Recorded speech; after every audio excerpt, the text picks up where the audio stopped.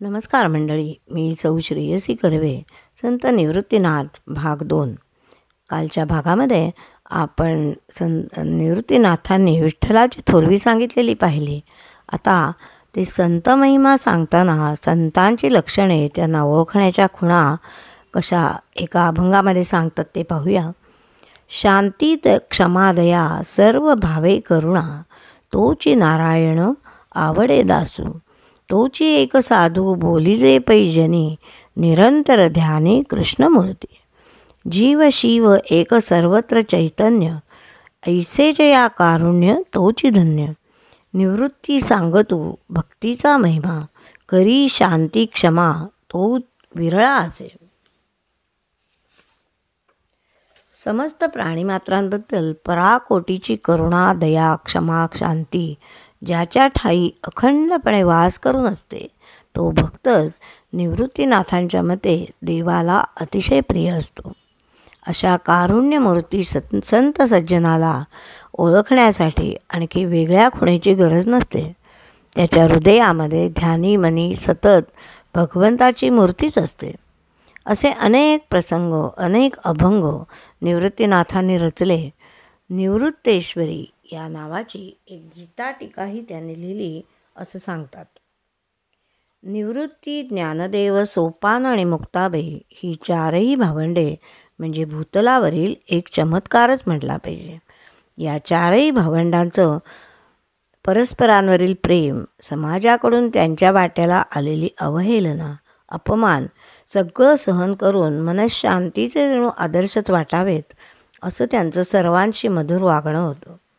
आपल्या अलौकिक कार्यकर्तृत्वाने हा ज्ञानियांचा राजा तर जनसामान्यांना महान विभूती वाटू लागली होती. त्यांच्याबद्दल लोकांच्या मनामध्ये खूप अपेक्षा निर्माण झाल्या होत्या आणि तेच ज्ञानेश्वर माऊलींना नको होतं. त्यामुळे त्यांनी देवाचीही अनुमती घेऊन आपलं इहलोकीचं कार्य संपवण्याचा, समाधी घेण्याचा निर्णय घेतला. चारही भावंडांच्यात ज्ञानोबा सर्वांच्या आधी गेले. त्यापुढचे सलग 9 दिवस संत मंडळींनी समाधीजवळ कीर्तनाचा उत्सव केला. ज्ञानेश्वरांच्या संजीवन समाधीचा दिवस होता कार्तिक वद्य त्रयोदशी, शके 1218. निवृत्तीनाथ म्हणतात, देहाआधी गेला प्राण माझा. अशा शब्दात निवृत्तीनाथांनी आपल्या मनीचं दुःख व्यक्त केलं. त्यांना झालेले दुःख असह्य अपार होतं. आढ्यावर पडलेले पावसाचे पाणी वळचणीत उतरते हा निसर्गाचा नियम आहे, पण ज्ञानोबांनी तो पाळला नाही.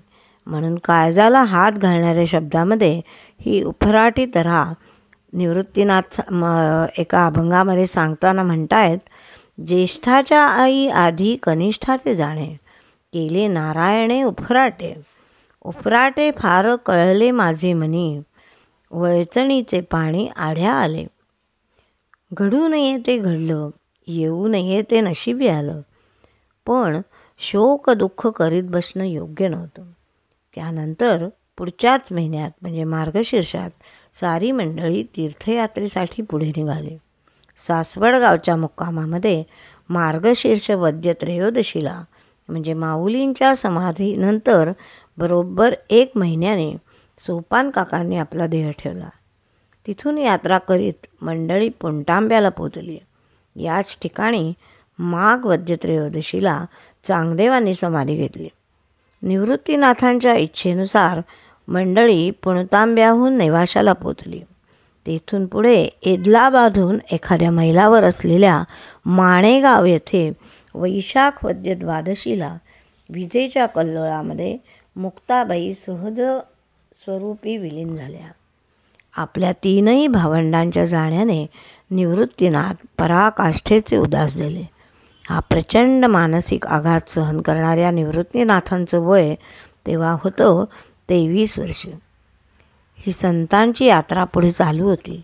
या यात्रेबरोबरच निवृत्तीनाथ त्र्यंबकेश्वरी पोचले. तिथेच निवृत्तीनाथांनी देहत्याग केला. ती तिथी होती ज्येष्ठ वद्य द्वादशी. लोपलासे भानू पडला अंधार, गेला योगेश्वर निवृत्तीराज. या शब्दात नामदेवांनी केवळ स्वतःचंच नाही तर अवघ्या महाराष्ट्राचंही दुःख व्यक्त केलं. ज्योतिर्भास्कर सागावकर एका ठिकाणी म्हणतात की अवघ्या 7 महिन्यांच्या काळामध्ये या चारही भावंडांनी आपली प्राणज्योत सकल विश्वाचे विश्रामस्थान असलेल्या अनंत स्वरूपामध्ये विलीन केली. आपल्या ज्येष्ठत्वाचे सतत भान ठेवणाऱ्या निवृत्तीनाथांनी समाधी घेतली ती ज्येष्ठ महिन्यातच. या ज्ञानियांच्या राजाच्या या गुरुला, या कारुण्यसागराला भक्तिभावपूर्वक नमस्कार. जय श्रीराम.